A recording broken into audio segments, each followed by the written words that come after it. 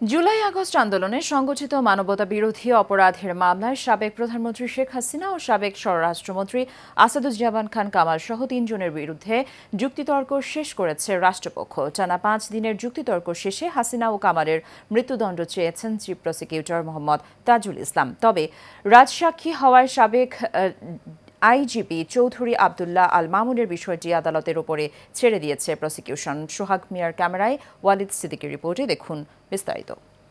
আমার রুমালে একটু গ্লিসারিন মেখে দাও।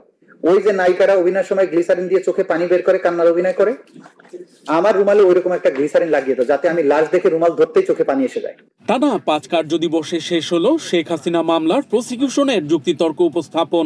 বিচারের শেষ ধাপে এসে শেখ হাসিনার অপরাধপ্রবণ মানসিকতার নানান নজির তুলে ধরেন চিফ প্রসিকিউটর। ২৯ মিন্টু রোডের বাসায় এসে বঙ্গবন্ধু কন্যা শেখ হাসিনা বললেন, ময়না মানে এই লেখকের স্ত্রী মিসেস মতিউর রহমান রিন্টু, খাওয়া দাওয়া বেশি করে এনেছে তো, লাশ দেখে এসেছি, আমি আজ বেশি করে খাবো।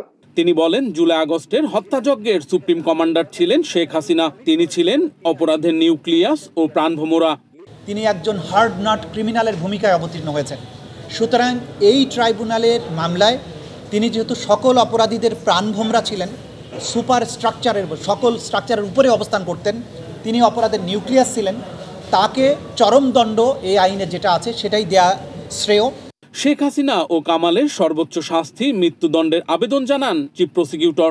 আর আসামি থেকে রাজসাক্ষী হওয়ায় সাবেক আইজিবি চৌধুরী আবদুল্লাহ আল মামুনের বিষয়টি আদালতের উপর ছেড়ে দেন তিনি। যেহেতু অন্তত যদি প্রত্যেকটি হত্যার দায়ে একবার করে মৃত্যুদণ্ড হয়, তাহলে ১৪০০ মানুষকে হত্যার দায়ে অন্তত ১৪০০ বার মৃত্যুদণ্ড হওয়া উচিত। কিন্তু যেহেতু হিউম্যানলি এটা পসিবল না, অন্তত তাকে যদি একবার চরমদণ্ড না দেওয়া হয়, এটা অবিচার করা হবে। দ্বিতীয় আসামি আসাদুজ্জামান খান কামাল, তিনি গ্যাং অফ 4-এর সদস্য ছিলেন। কমান্ড স্ট্রাকচারে তিনি দ্বিতীয় পজিশনে ছিলেন। পুলিশ বাহিনীর উপরে তিনি ছিলেন, বিজিবি এবং পুলিশের সর্বময় কর্মকর্তা তিনি ছিলেন, মন্ত্রী ছিলেন। সে কারণে তার ব্যাপারেও আমরা চরমদণ্ড দেওয়ার কথা বলেছি। শুধু শাস্তি দিলেই হবে না, হাসিনা ও কামালের স্থাবর অস্থাবর সম্পত্তি বিক্রি করে শহীদ ও আহতদের পরিবারকে ক্ষতিপূরণ দেওয়ারও আবেদন করেন প্রসিকিউশন। এই আসামিরা অবৈধভাবে বিপুল বিত্ত বিভবের মালিক হয়েছেন, দেশে এবং বিদেশে সেগুলো পাচার করেছেন।